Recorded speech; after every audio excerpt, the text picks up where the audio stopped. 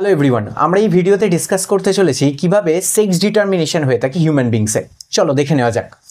যদি ধরো কোনো একটি জাইগোটের মধ্যে এক্স এবং ওয়াই দুটোই ক্রোমোসোম যদি প্রেজেন্ট থাকে, তবে সেক্ষেত্রে ক্রোমোসোমের যে ছোট বাহুটা রয়েছে সেখানে একটি জিন উপস্থিত থাকে, যার নাম হচ্ছে sex determining region of Y chromosome. এই জিনটা অর্থাৎ SRY জিন, এই SRY জিন থেকে ধীরে ধীরে তৈরি হয়ে থাকে একটি প্রোটিন যার নাম হচ্ছে TDF, অর্থাৎ হচ্ছে টেস্টিস ডিটারমাইনিং ফ্যাক্টর। এই টেস্টিস ডিটারমাইনিং ফ্যাক্টর কি করে, যে ভ্রূণ অর্থাৎ এমব্রায়োর মধ্যে থাকা যে জনন গ্রন্থি, সেই জনন গ্রন্থির মধ্যে দুটি অংশ দেখতে পাওয়া যায়, একটি বাইরের অংশ এবং একটি ভেতরের অংশ। এই টেস্টিস ডিটারমাইনিং ফ্যাক্টর জনন গ্রন্থির মধ্যে যে ভেতরের অংশ, যেটাকে আমরা মেডালা বলি, সেই মেডালা থেকে তৈরি করে থাকে টেস্টিস।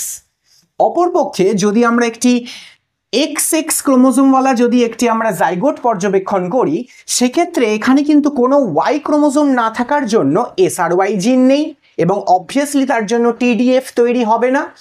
এবং তখন কি হবে, জনন গ্রন্থির মধ্যে উপস্থিত যে বাইরের অংশটা রয়েছে, যেটাকে আমরা কর্টেক্স বলছি, এই কর্টেক্স অঞ্চল থেকে তৈরি হবে ওভারি। অর্থাৎ এইভাবেই ওয়াই ক্রোমোসোমের মধ্যে থাকা SRY জিন কিন্তু আমাদের যে পুরুষ দেহ রয়েছে তার টেস্টিস ডিটারমিনেশনে হেল্প করছে।